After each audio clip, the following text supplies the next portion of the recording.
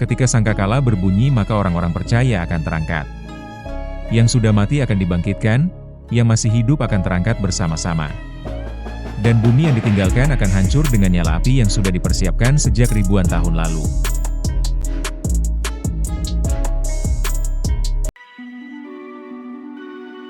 Pada hari-hari terakhir, atau pada suatu masa akan tampil pengejek-pengejek, yang justru berasal dari kalangan orang-orang percaya yang mempertanyakan mengenai kedatangan Kristus yang tidak kunjung tiba.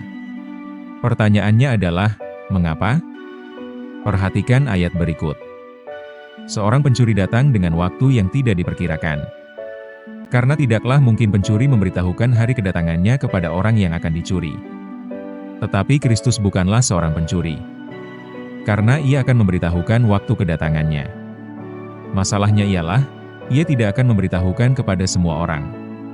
Tetapi hanya kepada orang-orang yang hidup di dalam terang, dan percaya kepadanya.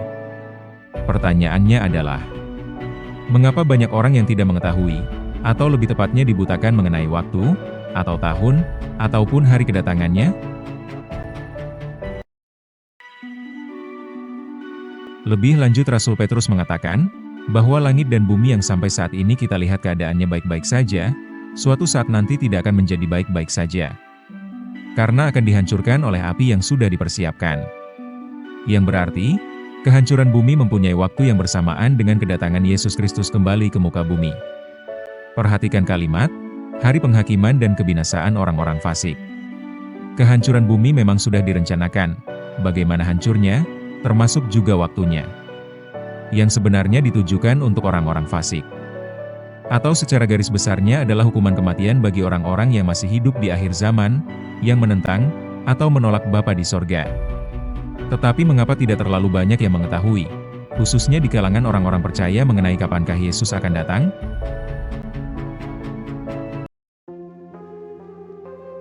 Menurut pandangan Torah 30 menit salah satunya dikarenakan kekacauan mengenai umur bumi.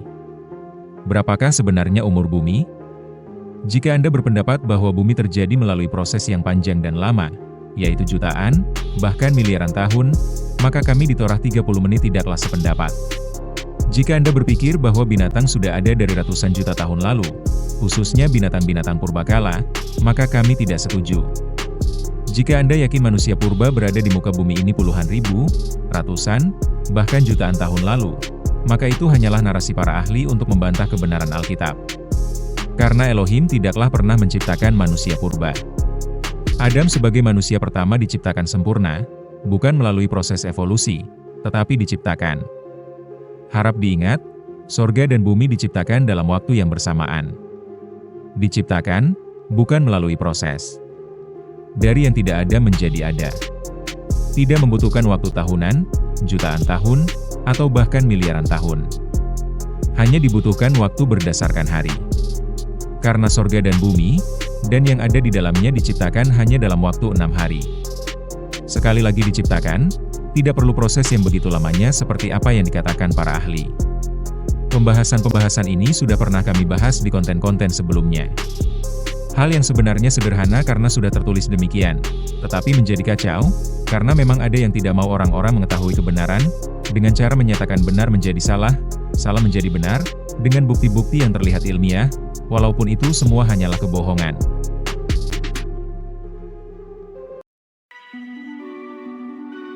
Rasul Petrus mengatakan bahwa bumi yang dahulu dihancurkan dengan air bah, pada saatnya akan dihancurkan dengan api. Ia juga mengatakan bahwa satu hari sama seperti 1000 tahun. Harap diingat, bahwa di dalam konteks ini Rasul Petrus sedang membahas mengenai waktu kedatangan Kristus. Yang mana banyak orang mempertanyakan kebenarannya, dan berpikir bahwa dunia ini sudah ada sejak miliaran tahun lalu. Dan tentu saja menolak kebenaran Alkitab. Pembahasan satu hari sama dengan 1000 tahun berhubungan dengan waktu ketika bumi akan dihancurkan dengan api. Tetapi di manakah dapat kita lihat di Alkitab mengenai hari-hari yang berhubungan dengan Sang Pencipta? Salah satunya berasal dari kitab Kejadian, yaitu penciptaan surga dan bumi dan segala isinya selama 6 hari. Jika 6 hari Elohim menciptakan, dan satu hari sama dengan 1000 tahun, maka umur bumi akan selama 6000 tahun. Yang berarti menurut apa yang kami pahami, pada saat bumi berumur 6000 tahun, maka api yang sudah disimpan akan datang menghancurkan permukaan bumi. 6 hari bumi dan segala isinya diciptakan, dan 6.000 tahun umurnya.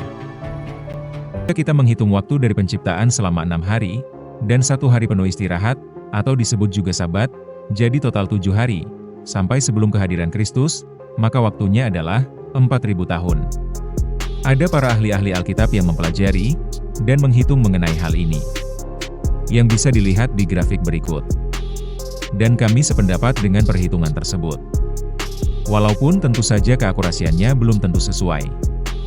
Jadi bila di total umur bumi saat ini, sebelum dan sesudah Kristus adalah 6.000 tahun.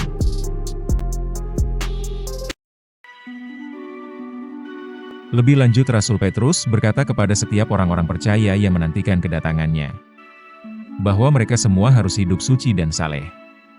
Apakah maksudnya dari pernyataan Rasul Petrus ini? Kehidupan seperti apakah? Tentu saja hidup yang sungguh-sungguh di dalam Tuhan. Tetapi bagaimana caranya? Melakukan yang sesuai dengan kehendak-Nya. Dan apakah kehendak yang dimaksudkan? Perhatikan ayat berikutnya. Rasul Petrus mengingatkan, agar orang-orang percaya tidak terseret, ataupun terpengaruh oleh orang-orang yang tidak mengenal hukum, yang dalam bahasa Yunaninya, ahtehmos. Hukum apakah yang dimaksudkan? Apakah hukum kasih yang diperkenalkan oleh Yesus Kristus? Suatu hukum yang baru, yang berbeda dengan sebelumnya. Perhatikan ayat berikutnya. Kata Yunani yang sama, yang diterjemahkan dengan kalimat yang sama, yaitu tak mengenal hukum. Kapankah kejadian Lot? Ribuan tahun sebelum Kristus lahir di muka bumi ini. Yang berarti ada suatu hukum yang sama, yang berasal dari ribuan tahun sebelum Kristus lahir. Hukum tersebut juga yang dimaksudkan oleh Rasul Petrus untuk tetap orang-orang percaya kerjakan, yang tidak lain adalah hukum Taurat.